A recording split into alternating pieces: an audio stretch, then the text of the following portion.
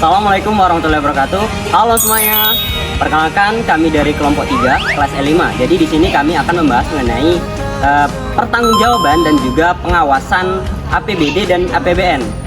Selamat menyaksikan. Selanjutnya itu ada pengawasan dan pertanggungjawaban APBN. Pengawasan APBN memastikan anggaran dijalankan sesuai rencana, aturan, dan prinsip akuntabilitas. Yang pertama itu ada internal pemerintah, dilakukan oleh Inspektorat Jenderal dan BPKP. Fokusnya memeriksa kegiatan, menilai efektivitas program, serta mencegah penyimpangan sejak awal. Yang kedua itu ada eksternal, ada DPR mengawasi realisasi anggaran dan efektivitas program. Dan juga ada BPK mengaudit laporan keuangan untuk menilai transparansi, akuntabilitas, dan kepatuhan hukum melalui opini audit.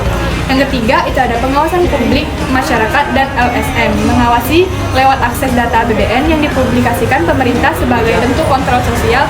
Dan selanjutnya pertanggungjawaban APBN. Pertanggungjawaban APBN dilakukan setelah anggaran berakhir melalui pelaporan, audit, dan pengesahan.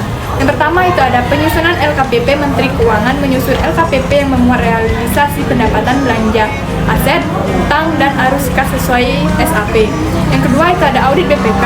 BPK memeriksa LKPP dan memberikan opini WTP, WDP, TMP, disclaimer sebagai penilaian kualitas pelaporan keuangan pemerintah. Yang ketiga itu ada pembahasan DPR. Presiden mengajukan RUU pertanggungjawaban APBN, lalu DPR membahas dan mengesahkan sebagai undang-undang jika laporan dinilai dapat diterima.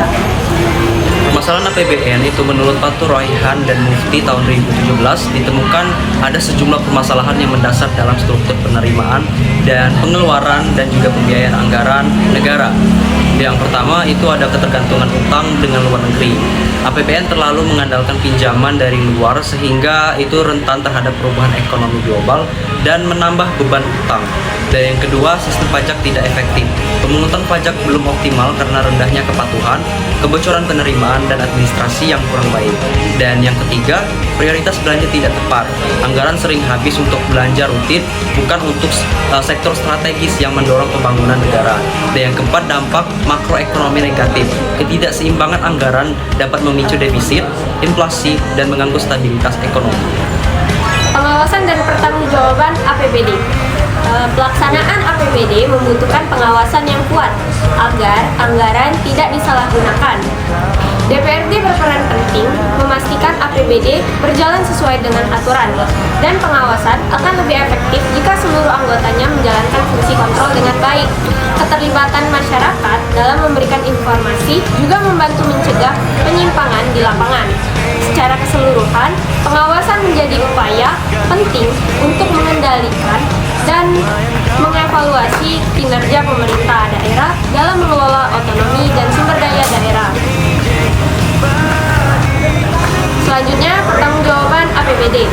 Tahap pertanggungjawaban APBD merupakan proses penting setelah anggaran dilaksanakan untuk memastikan bahwa dana publik dikelola secara sah, efisien, dan sesuai prinsip akuntabilitas serta transparansi. Pertanggungjawaban ini disampaikan melalui laporan realisasi anggaran, LKPD, dan pemeriksaan BPK yang menghasilkan LHP kepala daerah, dan juga menyampaikan laporan kepada DPRD untuk dievaluasi dan ditindaklanjuti. Setelah itu, keterbukaan laporan kepada publik penting agar masyarakat memantau melihat penggunaan anggaran daerah.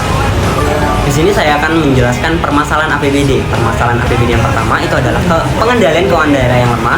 Yang kedua, belanja DPRD yang tak terkendali. Yang ketiga, itu ketidaksinkronan regulasi.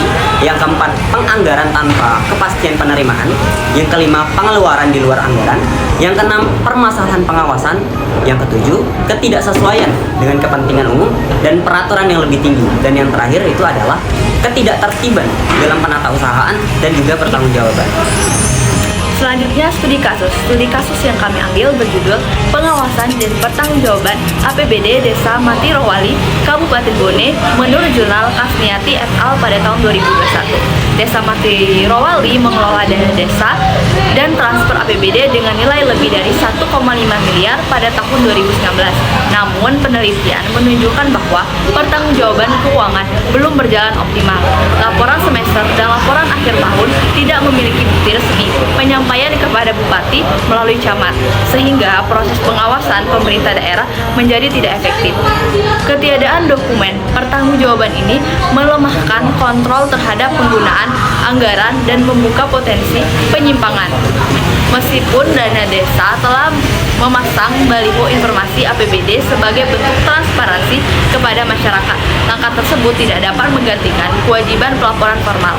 Kondisi ini memperlihatkan bahwa pertanggungjawaban APBD di desa belum sesuai dengan ketentuan dan pengawasan tidak dapat dijalankan secara maksimal tanpa dukungan administrasi yang lengkap dan sah. Sekian penjelasan dari kami akhiri. Wassalamualaikum warahmatullahi wabarakatuh.